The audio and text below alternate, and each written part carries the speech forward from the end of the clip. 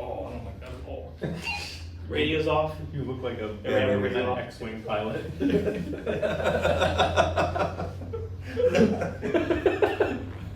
Take out the Death Star in this thing. Yeah, if that inner strap system was orange, it'd be like beep boop. A bunch of blinking lights. All right.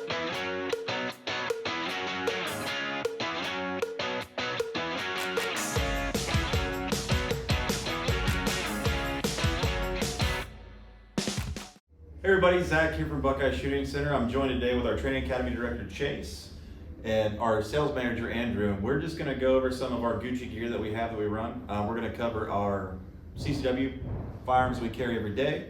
We're going to cover a little bit of our range guns that we use for competition shooting and also plinking on the range. And then we're going to cover our, I don't know what you call it, truck gun, recce rifle. I mean, kind of a master, jack of all trades, master of none. Like a general purpose defensive rifle. Because we all seem to have too much shit, so. But at the end of the day, we get a lot of questions about what do we run. And we're gonna give you a little bit of a rundown through this. So we're gonna run through our rigs a little bit. Keep in mind, this is just a small sample because we all work at a gun store, so we all have a lot of fun stuff. But this seems to be the go-to that we go to every single day. So I'm gonna start on the left, we're gonna left to right here, and we're gonna start with Chase, who is our Training Academy Director. So Chase, why don't you walk us through your carry gun, your range, or your competition/range gun, and then your, what I would consider a duty rifle. Yeah, so this is the rifle, I guess my go-to rifle. This is what I'm using all the time and I'm carrying all the time. I did go 300 Blackout. It's the new hotness right now. Everybody's loving it. So Boy, it hits like a freight train. yeah. So. I built one of those. It's a 9-inch BCM, kind of a little Franken build. I kind of put it together, a little bit of aero precision parts, BCM stuff. With the EOTech optic, doing the other new hotness. Everybody's going to the risers now. So I did that. I know I like to be the target of getting made fun of all the time for having the risers, but it works for me. Yeah, because you need a step ladder to shoot through it. Sure, you know, I'm 5'7". I'll never claim to be tall. Yeah. But, and then of course, apparently I had too much extra money laying around, so I went ahead and got a magnifier. Unity makes a great rising mount, and with that riser, you can also get their magnifier that fits with it. I kind of like it, just with, instead of that hanging off to the side catching on things, I can just pop that thing straight down, it's out of the way. Just look over top of it. Light, I always like to have a light because I can't see in the dark. Simple. I went with the Surefire, the Mini Scout. I think it's the M600, I believe. Just a low lumens one. Again, most of this, it's a lot of close quarters with this type of stuff, at least training wise and everything that I'm using it for. Sling, always have to have a sling. Got to keep it connected to you. I don't want to drop anything. I think what else I went with Surefire. Again, I don't like money, so I like to spend a whole lot on you know, expensive things that this way I could spend extra also on a suppressor that seems like everybody else got a way better deal than I did and spend about half as much. So We worked here before you. yeah, knowledge is power. Knowledge. Research. But yeah, it's got the quick attach mount, so I can take my ginormous overcompensating can that I have and throw it on the rifle. So, pistol for the alphabet boys listening to this. Pistol. So. And what kind of trigger you running that? Oh yeah. So of course you can't have a stock trigger. You gotta have the fun stuff. So I went with the Geisley 3-gun. This guy influenced me on that one. So again, I don't like money, so I figured I'd just spend a whole bunch of money on the trigger and try something a little different. I've always shot stock triggers. So this is the first time I've tried something new, and I figured I'd go most expensive. You know, it's always the go-to. So It also happens to be some of the best in the world It too. is. So it is. Again, knowledge. what do you think you're all in on that build for? Yeah. Hold on. Does your wife listen to this? Yeah, if she's listening, I use nothing. Yeah. Nothing at all. You know, Yeah. I found a lot of this stuff is just donated. Sweet deals from friends. If she's not listening, $3. $3,000. Yeah, between 3 and 4,000. That count the can? total. Yeah. But the nice thing is the can's universal, so you can put Yes. that on a 5.56, a 300 blackout, 308, whatever. So the cans are, if you buy the right cans, buy one, try once. Unless you have an addiction and then you get lazy and want to have a dedicated can, which For happens. everything. Yeah, which happens. But no, that's those are sweet builds, man. 300 blackout. For those who don't know, 5.56 casing and essentially a 30 cal bullet.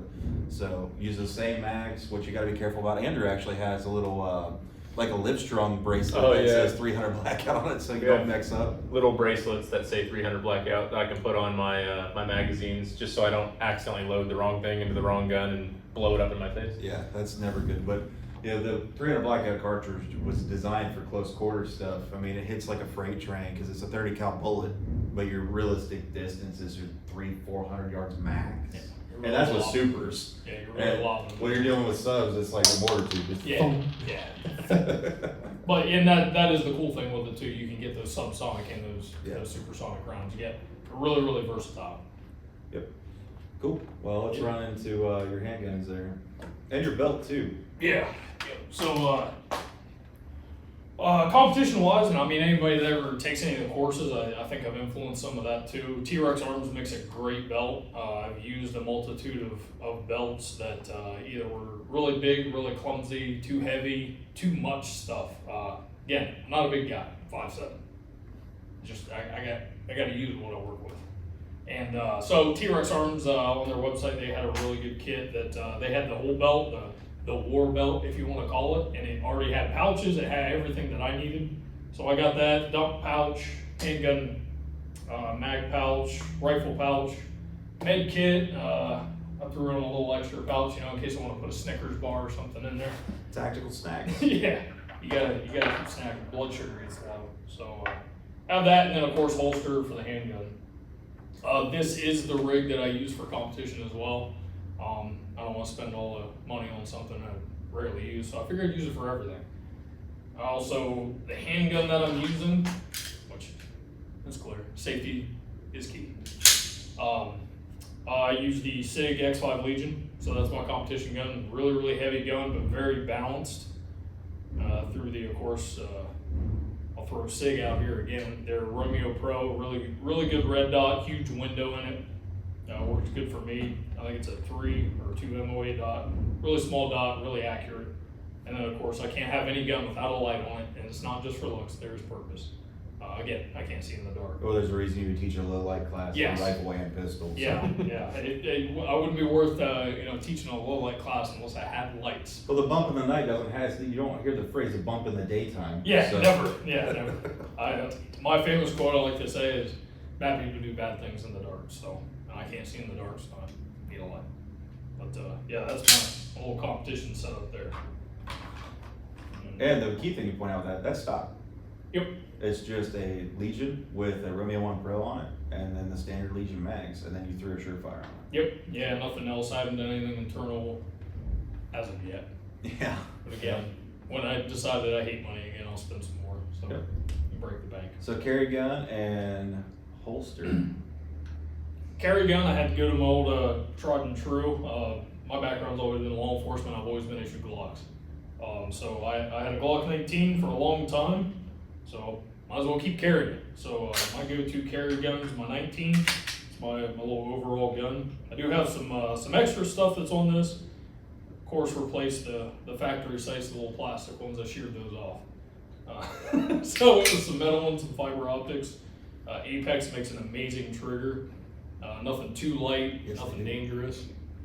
Again, talk me into spending some more money. So It works. it's a great trigger. A little bit of lint in there. Belly button lint, I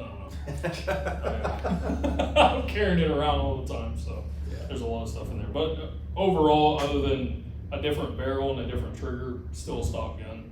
Still something that's reliable, not modifying too much, and comfortable.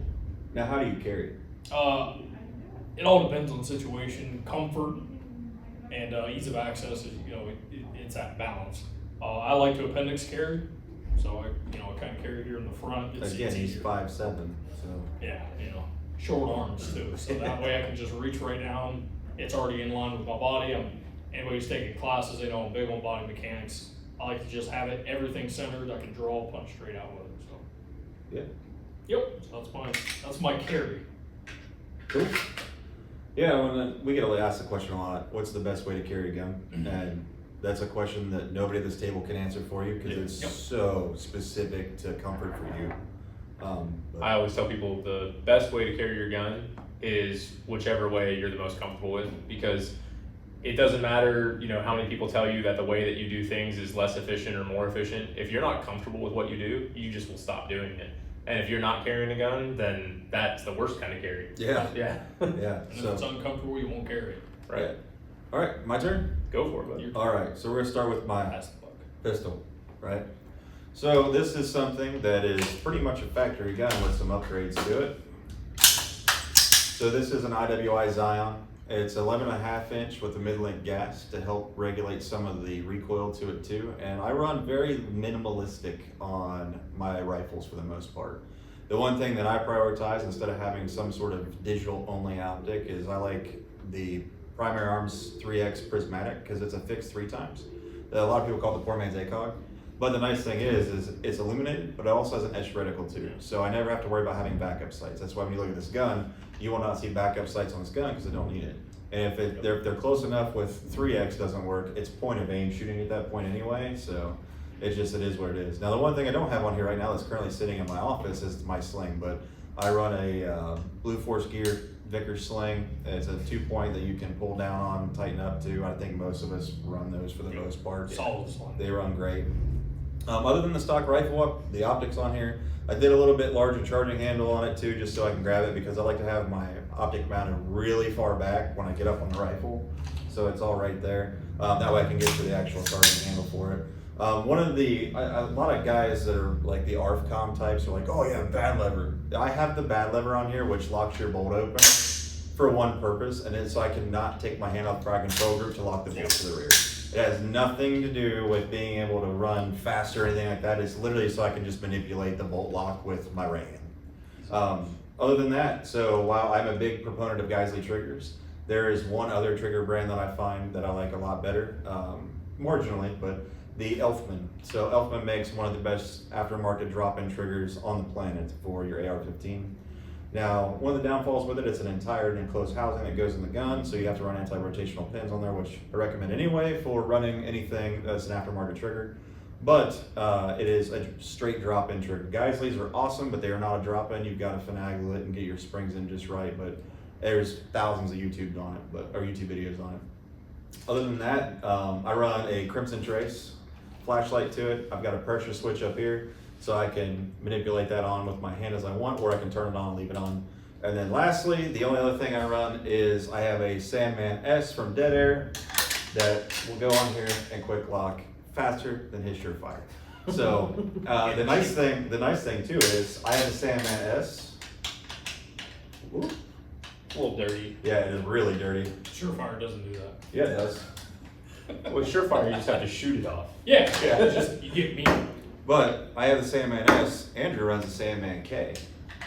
And I can take the Sandman K and throw it on here as well. Same thing. So there's a lot of interoperability with this too, but it's a pretty cut and dry setup. I don't like to run a whole lot of weight to it. Yeah, really lightweight. Especially a lot lighter because 5.56 versus 300 blackout is Yep. going to inherently be a lot lighter weight. Yep, about the only thing I want to do to this thing other than that is maybe put an ambidextrous fire control or safety on there because I do like to hit off of my knuckle on my right hand and put it on safe, but I can still manipulate it because I'm not 5'7", so I have fingers that can reach it. But yeah, that's in a nutshell for my rifle, or sorry, my pistol. Yeah. Yeah, the alphabet soup agencies. Yeah, sorry. So what you'll find too is Andrew has a different belt with him right now, but he does have T-Rex belts too. But I run the same belt setup that Chase does. So we run a lot of multi-gun stuff in here too. So I have an AR mag pouch, so I can put my spare AR mags in there. I run 2 extra pistol mags to it. The one thing is that I really like about this system is that it's a Safariland lockup to T-Rex's holster. So when you have multiple holsters, you can run a belt setup to where these things quick disconnect with the Safariland forks. So you have the QLS plate in here that you take, and I've got a PDP Pro that I can take and lock right in there too. So here, and I think Andrew's got Yeah, Yeah. I run the exact same system. There's not a better system out there. I It's- mean, G-Code makes a really nice one too, but as far as everything under the sun, the Safariland 3 bolt pattern works great. It's a really simple system and they lock up great too. They're compatible with most brands. I I know. mean, even if you have an old Blackhawk holster kicking around, you can still bolt it directly up to the same mounting system. So I've reviewed this gun before, so I'm not gonna spend a whole lot of time on it, but it got a little bit of an update. So I have a new barrel because I've shot out the other barrel for it, so it now has a threaded barrel on it. I run a TLR 1HL on it, so I've got standard on and strobe. It's 1,000 lumen light. Manipulating with your right hand or your left hand, your offhand, super easy. I am a firm believer that the Trijicon SRO is the best red dot to put on your handgun on the planet, specifically because it has virtually no parallax to it. So hitting your shots and follow-up shots is super easy. Again, the battery life on this thing will last me longer than a year, so I just swap out batteries on my birthday every year with these things. So I don't even have a rear sight in here because I had to punch it out to make room for this thing. So I don't even use my irons at all. Now the one addition to this gun is I went to Parker Mountain and got a Parker Mountain comp for this gun that runs in line. So if you guys have seen the SIG 320 Spectre comp and how it has a compensator rides inside the slide, this does something very similar. That you don't have to change anything else on it. Threaded barrel, it times in like a muzzle brake does for a suppressor. It locks up and it rides just right in there. And these boys have both shot it. How much recoil does this manage? 30 to 40%. Yeah, it's stupid. I'd say at least It's pretty smooth. Yeah, I mean, even shooting, you shot yesterday, and you don't even lose the dot in the window. Yeah, the red dot doesn't even leave my view when I shoot that thing. It's like cheating. Other than that, I am a firm believer in Apex triggers. I run Apex triggers in every gun that I have that I shoot. Really, I mean, I've got some guys sitting at home that don't do anything. The 1911s are a different story. But any striker fire gun out there that I own, it has a Apex trigger in it. I like how they break completely at 90 degrees. This one's worked a lot, so the trigger pull on this one and the reset's a little bit better than a stock one is, but yeah, I keep it relatively simple. I can shoot this gun really well, really fast. We're sitting in our league right now, and I think I'm sitting in second right now, and I missed a week, so not bad. But the nice thing is, and we're not affiliated with T-Rex by any stretch, they just make good stuff. I mean, I run T-Rex for their belt, I get T-Rex holsters for all this kind of stuff, and they just work great. Now, T-Rexes resell stuff too, so like the mag carriers that we use while we get them from T-Rex or got them from T-Rex, they're S-Tac, which I think are the best out there because they're super light and the retention on is really good too. But that's in a nutshell for my range gun, my toy gun, whatever you want to call it, but my carry gun. Yeah. So my carry gun, I am a Glock 43X guy. Everybody varies. We see mostly 43X and 365s. But this is just a plain Jane 43X that I put an Apex trigger in. Again, fall in love with Apex triggers over the years. They work great. And then, of course, because it is my carry gun, it also has tritium night sights on there too, because the point of having a carry gun is to be able to shoot it when bad guys are going to try to do something to you, and that's never going to happen in the daytime. So night sights on it, but that's really about it. The only other thing that I did as well is, and it's kind of just stupid, but it makes a lot of sense in the end game. These are magazines that are a flush fit magazine that fit in this gun. Now this gun's a 10-round gun from the factory, but Shield Arms came out with a metal mag, and the metal mag fits flush with 15 rounds. So same size guns, and I improved the capacity by 50%. So I can carry 15 rounds in this gun and not have anything else sticking out. Now, I'm not exactly 5'7" and thin, so I don't carry inside the waistband hardly at all. I go with a lower profile outside the waistband holster and then just wear a little baggier shirt. But I am a big fan of Safariland. This is specifically the ALS holster from Safariland. We sell this stuff in the store too, but the one reason I like it is it kind of drew on something that Blackhawk was doing back in the day, where you had these surface style holsters with a button on the side, but instead they move it back here by your thumb. So as you go to use this gun, as you draw, as you index and grab the gun and you yank on it, your thumb is in the position already to hit that lock. Otherwise, this thing won't come out at all. So as you pick up this gun, grab it, that lock system works fantastic.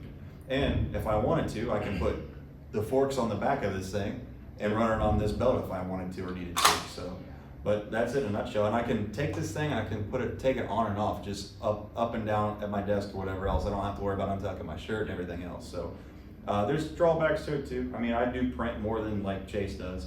more than Andrew does with his inside the waistband holster as well. Because we all change, depending on what you're wearing to time of year, you'll kind of change up your holster a little bit. And that's another question. Well, what position you carry and what's the best holster? Again, how you carry all varies. The three of us all carry in vastly different ways. But yeah, that's pretty much it. This is what I run to every single day, is my pistol, duty rifle pistol thing is always with me. My gun belt is always in my office, and this is always on my hip. So, and this is, if the world ended tomorrow, this is the shit I would be running around with. Plain and simple. Yeah. It's just good stuff that runs and operates. And the key thing with a lot of stuff too is, aside from the T-Rex belt, we sell everything here. I mean, before Chase was an instructor here, he was a customer here, and he bought the can from us before he got hired on here, but after he left his law enforcement career. So, but you also got that gun here, a lot of parts for that gun here. So, Yeah, these mags, yeah. spare mags, yeah. No. Most of the things here. The only other thing I'll comment on too is ammunition. So my range gun is just ball ammo, whatever's cheap brass case stuff, NATO, SAMI loaded bullets. So like I run a lot of the Igman stuff, SAR, Federal, American Eagle, all the same. I run specifically, unless I'm training with my carry gun, I run critical defense. I'm a big proponent of critical defense. I think Chase has critical defense at his gun as well. Yep. So, and then when I have mags loaded up for this guy that's in the truck, it's just 62 grain M855. So, and then when I'm training with it, I just run standard 5.56 that's cheap because I'm just playing around with it. So As long as it goes bang. yep, and I run brass case most of the time because I also reload. So I mean, you don't need to. I run steel through that too. It's just you can't reload the steel case. Well, you're gonna have some asshole in the comments like, yeah, you can. Yeah, you can reload rimfire too. Yes, you can. It's just a lot more difficult, but you can reload brass lines. But yeah, that's it in a nutshell. Why? So, Andrew, your turn. Oh, my turn. So I'm probably the only one here that runs a folding system. You are. So on my kind of little pistol rifle setup, I do run the Law Tactical Folder. And the reason I do that is because this is a backpack gun for me. So I carry this with me pretty much everywhere I go. This is my, you know, if I ever did have to use my sidearm, I'm using it to fight my way to this. Yep. You know, always work your way towards the next step of your force. So this is my get me through any kind of situation gun. I went with 300 Blackout, just like Chase did, just because in a much shorter package, you can get really great performance.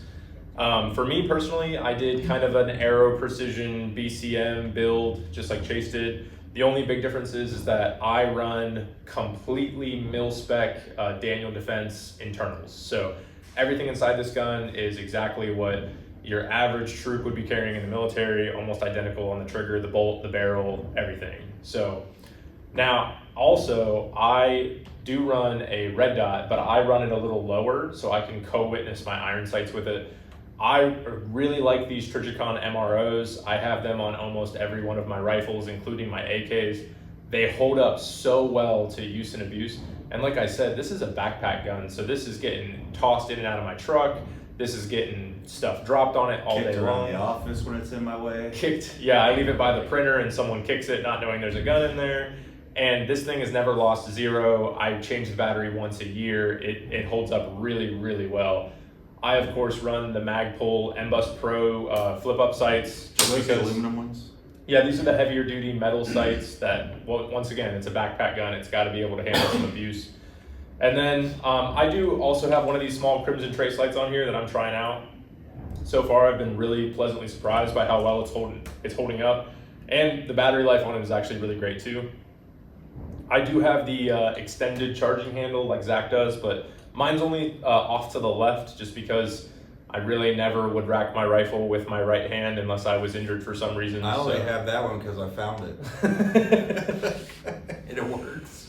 And just like these guys said, you know, I keep a sling on my gun because, hey, you don't want to ever have to let it go. If I ever have to go hands-on with someone, I want to be able to keep my rifle attached to my body. And I use a Blue Force Vickers sling that Chase is really jealous of because multicam black, of course.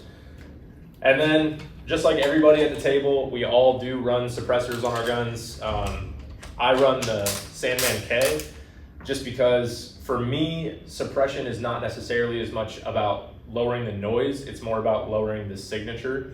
The Sandman K is not going to be the best at making the gun quiet, but it completely eliminates any flash, and it really takes that edge off. So if I ever had to use this gun indoors, it's not going to blow my ears out or blind me. Well, the other thing too, and the reason I went with we call it small, medium, and they make a long L, Yeah. which is the large one. I'm running 5.56, so the small cam of the 5.56 will still hurt your eardrums, and it does. I know it will tell you on Silencer Shop's page that it gets underneath the hearing safe threshold.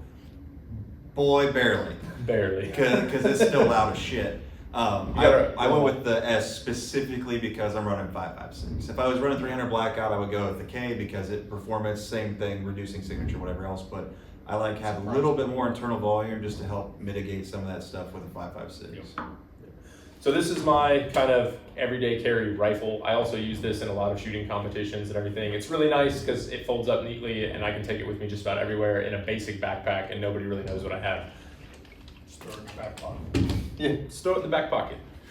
Now for my kind of duty / competition setup, this is my bare bones, basic, bare necessities belt. I mean, this is exactly what I need when I'm working, when I'm doing any kind of basic instruction with a student or doing anything. I run the Safariland QLS system with my pistol, and I use it in a T-Rex arms holster. Now, this is sounding like a sponsorship video for T-Rex arms. Yeah, it is. The reason that I'm pretty sure every single one of us discovered who this company is because we all have lights on our guns. And T-Rex Arms makes some of the best light-bearing holsters out there. Light and optic cut. Light and Because optic. we all run optics on our Yep. shit too. Right. So this is my duty pistol that I keep on my belt at all times. This is a Faxon Hellfire Smith & Wesson. There's nothing on this gun that's original anymore. This gun has a crazy slide. It has pretty crazy replaced internals. I run the sandpaper grip because I'm a pretty sweaty guy. And I definitely run the Trijicon SRO. I love the huge window. It's incredibly durable. It's crazy accurate. And I run the Trijicon backup irons that pair with it really well, that also glow in the dark. So if this ever did break, which I would bet my life on that it wouldn't, I could still use irons if I needed to. And then just like everybody said, I run a Streamlight TLR1. Do you run the HL or the Lowland? I have the HL Yeah. just because I care more about like the indoor use of it, and the HL is a lot better at lighting up a room, Yep. whereas the normal one is more for outdoor use. But this gun, it suits me really great. It shoots well. I've probably fired 15, 20,000 rounds through this Smith & Wesson, and I have many more, and I will probably always carry some form of Smith in a duty capacity. Man, you think you'd shoot better with having that much rounds behind it.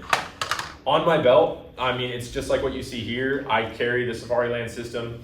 I carry a tourniquet on every single belt I have just because me personally, I've been hit by a ricochet before, and I know that it could always happen to anybody, so I just always want to be prepared to at least stop a bleed. And you act as a safety officer from time to time. Yeah, too, and so. I often work as a safety officer. I don't, so I don't carry one. I carry a pistol and rifle pouch, and I think I'm the only one here at the table that carries a radio pouch. Because What is your radio pouch used for, Andrew? I normally keep a box of ammo Yeah, exactly. right here, but Because you're lazy. It said carry your shit in the range. But I Bang do. it. I do use Bang, there you go. Yep. I do use Comtacs and drink a lot of energy drinks. So you know everything kind of works. If I need comms, if I need You put a energy. bang in there, a Snickers bar in there. Yeah, exactly. Twix worked really well. Yeah, Chase Twix found that out. does, He yeah. put his battle belt on, and then ended up going to do a reload and pulled a Twix out. Now I am the only person at the table that carries a bone stock concealed carry gun. I also use a Safariland 7TS holster for the kind of micro carry outside the waistband. But in hotter months, I typically do carry appendix carry just like Chase does. For the 365 XL, which is what I go to every day as my carry gun, I keep it completely stock. It comes with night sights from the factory. I have just the normal X series trigger and the basic SIG 12 round mags. There's nothing special about it. The gun runs great. I've fired lots and lots of rounds through it. I'm very comfortable with it, and I know that it's always gonna work. No matter how full of lint or how gross it is, it's always gonna run for me. And I typically keep it loaded with Hornady critical duty. So The 135 grain. yeah, the 135 grains. I run the 124s on the defense. I used to carry the SIG ammo, the low flash stuff, but I like the way the gun cycles with the Hornady rounds Yeah. a little bit better, Yeah. so I've been carrying that a lot lately. The bullet, what the SIG ammo is fine. I don't have a problem with it Nope. most of the time, but some smaller frame guns, the shape of the bullet sometimes will hang up as your gun gets really dirty, and we're all very bad about cleaning our guns. I never clean my guns. Dude, this thing's so dirty right now. But it would gunk up a little bit. And that's why I like that Teflon tip or whatever you want to call it that is inside of the critical defense bullet, Yeah. because it helps feed up in the feed ramp in the breech. So just a reliability standpoint. I mean, at the end of the day, your carry gun you're trusting your life with, Yeah. Right. and you should feel the same way about your ammo. So Yeah, and that's pretty much it. I mean, I'm a little all over the place. Franken build rifles, crazy duty pistols, and then I'm the exact opposite when it comes to carry. I just pick a gun up, put it in my pocket, and just kind of, there we go. Doesn't have to be fancy. no, I like you carry the exact same holster that I do on my 43X. They're just awesome. They work great. Yeah, they're really comfortable. They're not huge and bulky, so getting in and out of the car is not bad. Well, the next thing too is that the ALS system or the ALS holsters are specifically designed around the pistol. Yeah. But they did design is the GLS, which has a jack of all trades kind of thing. It's a size for the gun, and it engages off your ring finger on your dominant hand for drawing. So you can get one holster that fits like 10, 15 guns. Yeah. And we carry those in the store too. So not to sound like a infomercial for T-Rex, but they make really awesome stuff. And then everything else we have on the table here too that we carry here as well. But Yeah. I mean, we could ask at nauseum every day about what we carry, what we do, what we train with, what classes we do, what classes we take, how we gotten to be proficient at what we do. And Chase can run through a lot of that stuff in the training academy and everything else, which was built around a lot of our personal experiences and our training itself. But this is all the stuff we run every day. I mean, there's nothing super duper fancy. It's not like we're running scars and staccatos while some of us have staccatos and scars and stuff If like I that. could It's get- not the go-to. If I could get the tiny scar that fits in a backpack, I'd definitely carry that. Yeah, your wife would divorce you. Probably. But Very expensive. yeah, so that's our rig rundown of what we carry, specifically from Chase, our training academy director, Andrew, our sales manager, and then I'm Zach. So until further notice, I think we're going to start doing some more videos of some fun stuff that you guys want to see. So do me a favor and give us a comment. Let us know what you guys want to see, whether it be training aspects, gear aspects, new guns that have come out, whatever it may be. We have a wealth of knowledge here, and we just want to be able to share that with you. We don't make any money from this channel because, quite frankly, YouTube hates this industry. So this is just stuff that we do for fun to help everybody out. We just have a good time with it. We're all shooters at the end of the day. I mean, most of us shoot pretty much daily anymore. So yeah, just let us know. But it always helps if you like and subscribe as well. So without anything else, Andrew, Zach, Chase, we'll see you next time. Take it easy.